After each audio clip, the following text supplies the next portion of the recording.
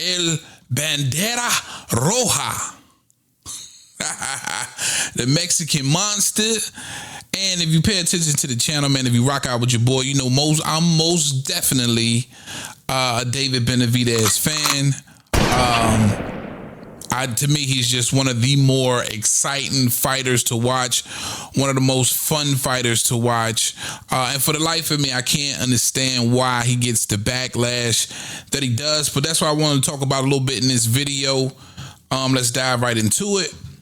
What up, YouTube? Big T.O. Heavy Bad Boxing TV. Man, if you don't get your big goofy ass in here and hit the bag.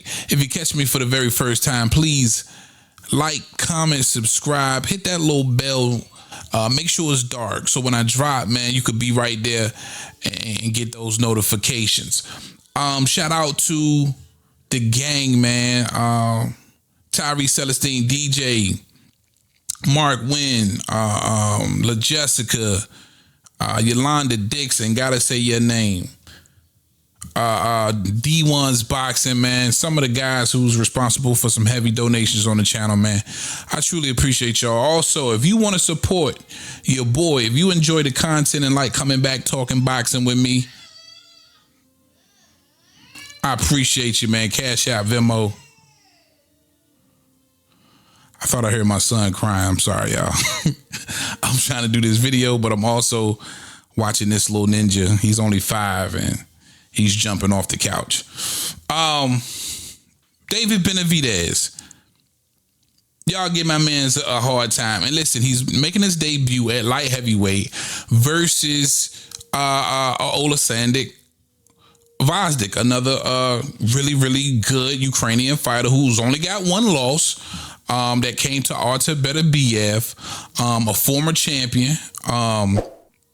Now he had a nice long layoff coming off that Artur Beterbiev loss.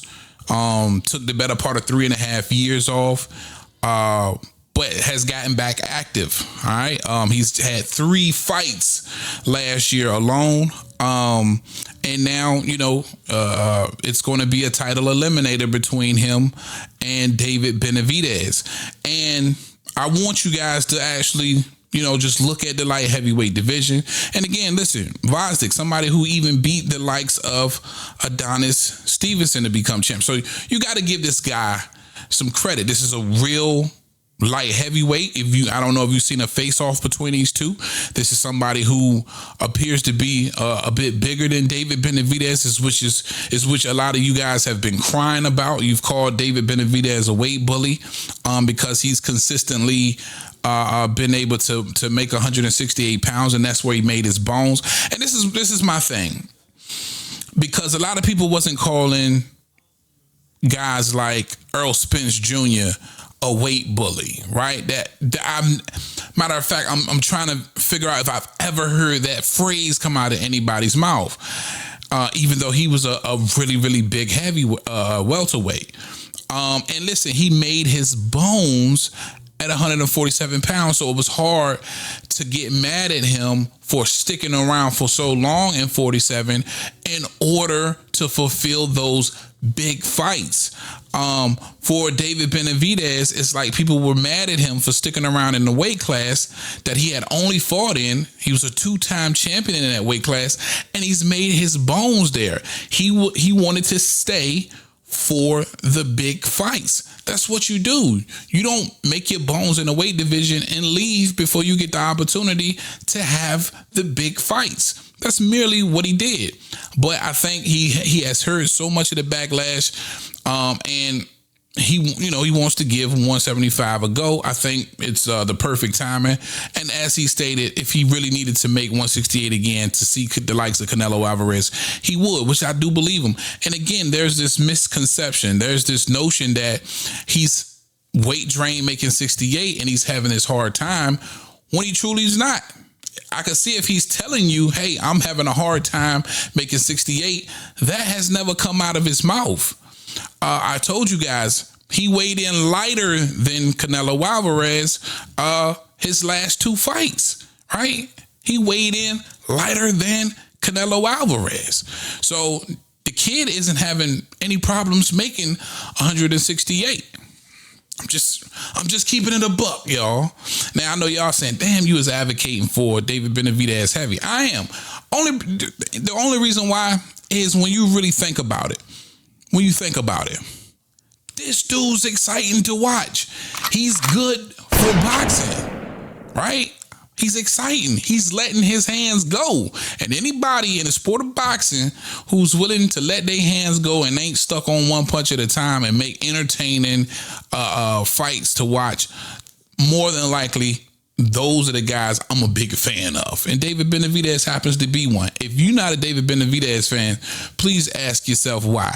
You can never be truly mad at a lot of these fighters for the politics. But as far as stepping in the ring and what they give you when they're inside of the ring, when it's fight night and they letting them that's what you're supposed to be really paying attention to. You know what I'm saying? A lot of y'all got your promoter hats on, your politician hats on, and everything else. You paying attention to everything else but what's transpiring in the ring. And when David's in the ring, he getting busy, and that shit is fun to watch. I don't give a damn what you say, all right?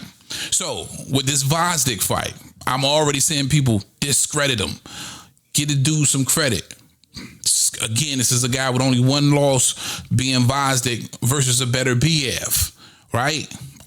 So entering the division, not taking on a slouch. Yeah, you want to see him against the Yards or the Yardes, however you pronounce his name, and you want to see him against the Bivals and the better BFs. That'll come. But let's keep it a buck. Light heavyweight division is a relatively weak division. Y'all not really paying attention to the light heavyweight division outside of Better BF and Dimitri Bivol. And now David Benavidez is going up there. You're going to be paying more attention. All right. So get a dude his credit, man. I just believe he deserves credit for what he's about to do to Vosdick. And hopefully that sets him up and aligns him with the winner of Better BF and Dimitri Bivol. He may even be able to sneak another fight in by the time those guys fight, or around that time. Maybe. But I want to bring this to your attention before I let you go on David Benavidez. It looks like he could potentially have 2 short rows to undisputed at 68 and at 75. I think one will happen eventually, and it'll be on him to determine whether or not he wants to go after the other. If somehow, some way, Canelo Alvarez still is undisputed, which I doubt it, by the time he thinks it over, they want to stroke him that $150 million check for the David Benavidez fight, he'll more than likely still be undisputed. Maybe.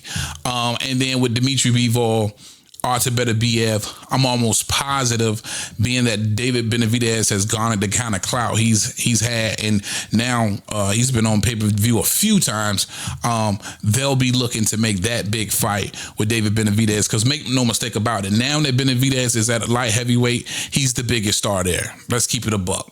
All right, that's all I got for y'all on this one. Big TL Heavy Bag. I'm out of here, man. Talk to him, Roger. Most motherfuckers don't know shit about boxing.